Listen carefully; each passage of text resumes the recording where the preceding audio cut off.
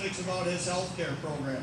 His wife is a nurse in Swan River, and his mom and dad live down by Roblin. And well, Pat's just a real hard-working guy. He's working for a farmer today. He helped build a Bass Pro Shop store in Saskatchewan, I believe. And are you there? Yeah, I'm there, yeah. All right, you didn't fall off the combine. No, it's too foggy to combine yet. Oh, all right. Well, Pat, what can you tell me about your healthcare system up there? You like it? I do in a way. There's some good points and some bad points, like everything else. I think healthcare is kind of a fair thing for people. Healthcare is, it's available for rich people, poor people. It kind of puts everybody on a level playing field, I guess. You guys thought I asked these questions and scripted them, didn't you? All right, let me ask you a question, Pat. When you like it, do you like it because you can have a cold or a stubbed toe and go in and get that repaired?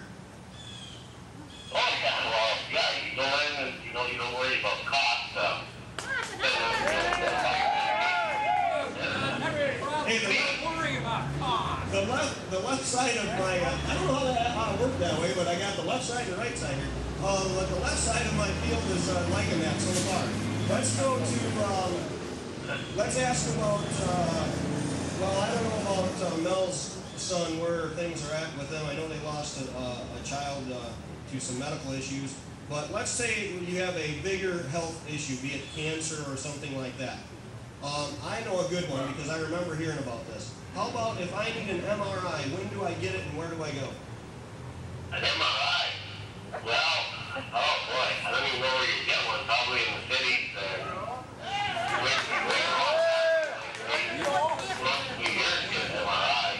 Months or a year to get an MRI? That might be the right question.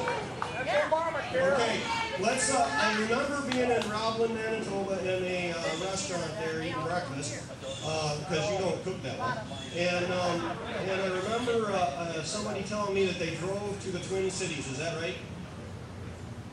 Oh, I met people that even older that have drove down to Rochester, Minnesota to get an MRI. It was just quicker, and and the problem was it cost more money to do it, for sure, but you can answer it. So if you got something that you need right away, we better, no matter what we do, we better cover our tail feathers on that problem. Well, I think so, yeah. Because we ain't going to drive to Canada to get no MRI, is what you're telling me. Yeah, don't come here.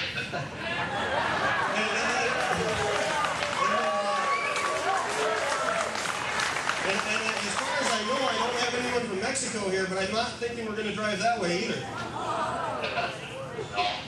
All right. Well, Pat, I know that this is about a $10 phone call, and I can't even afford to come up there and hunt with you again for another year or so at least.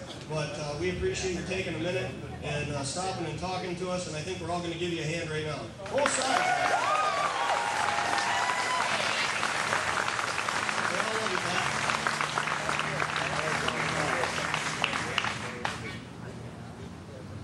All right. Well, that was kind of fun. Are you having fun yet? It's my turn.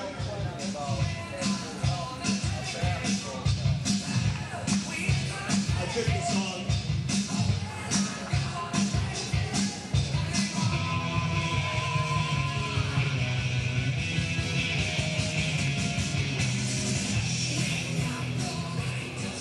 I love that song. I didn't love it as much until a couple of days ago as I was going through some music choices. All right, here's my story, and I'm sticking to it. Actually, I didn't want to be a speaker. I wanted to get someone else to come and do this. But the more I thought about it, and the more I watched the mainstream media, and the more they accused me of being who I am not, the more I decided, you know what, I'm going to do this. And I got to tell you, I have spoken in public speaking competitions in Orlando, Florida with a flight down there, and I thought I was nervous then, and this is worse. Oh, you're doing fine. All right, thank you. All right, well, my story starts in 1972, and to some people I tell them that's when I was born. Maybe I was, maybe I wasn't, I'm not saying. But I'll tell you what I had to do with Bozo the Clown. How many people remember Bozo the Clown, Channel 13? Do you know what that clown did? He gave away bicycles to people. If you were a little kid and you went and you threw a ball in the bucket, who remembers that? Then you got to win a bicycle. So my neighbor kid, he goes to Bozo the Clown and he throws a few balls in the bucket. And he wins a yellow Huffy bicycle. Who remembers yellow Huffy bicycles from 1972? The kind with a banana seat, right? The really cool one with a stripe down it. I was so jealous of that bicycle, and I wanted one of those bicycles, but I knew I wasn't going to have one handed to me. And I was going to have to work to get a bicycle. My mom and dad were not going to hand me the cash to go get a bicycle. Bozo the Clown wasn't going to give me a bicycle, and Obama wasn't around me. I just threw that in there. It's not on the paper.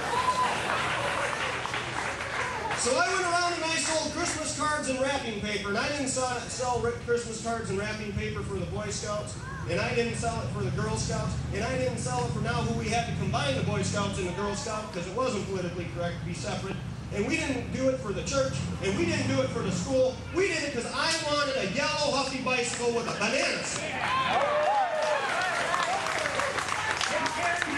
And Mom, did I get one of those? By God, I did.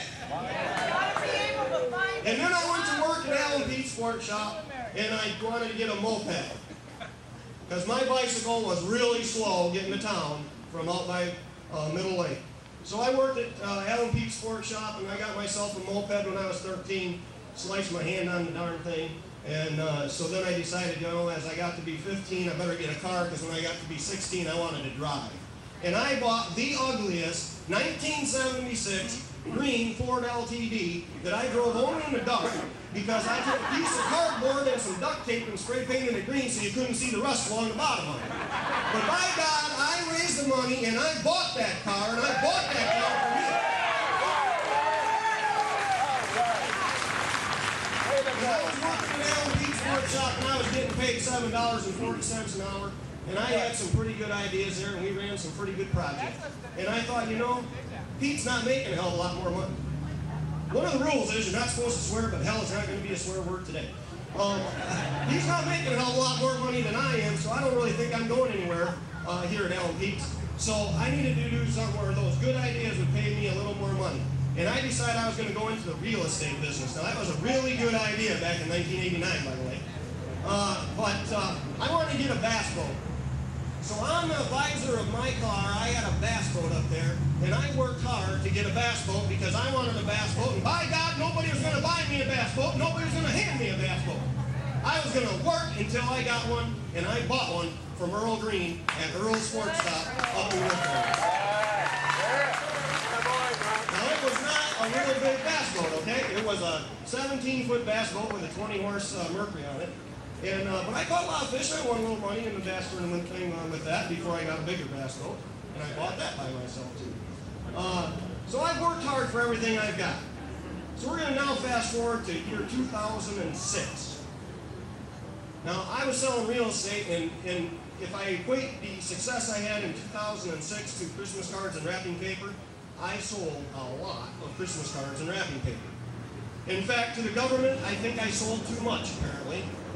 Because I added up the amount of state, federal, property taxes, business taxes, etc. In my household, I paid over $40,000. And if my wife is here, and I know you might be, honey, I know you don't like it when I share some of these numbers, but I can't help it. I'm just there today, okay? I paid over $40,000 in taxes to some form of taxation. Now that might be fine, that was my fair share, and I was good with that, and I'm still not upset about it at that point.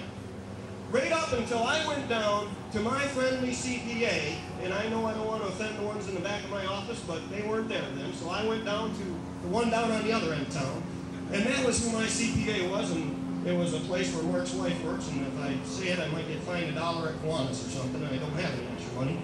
But I went down there and I'm like going, okay, we're getting the stimulus money, right? Who all got their stimulus money? I know more people than none got the stimulus money. You got the, I think it was $600, and then you got $300 for each kid, And for me, that was supposed to be $1,800 in 2007.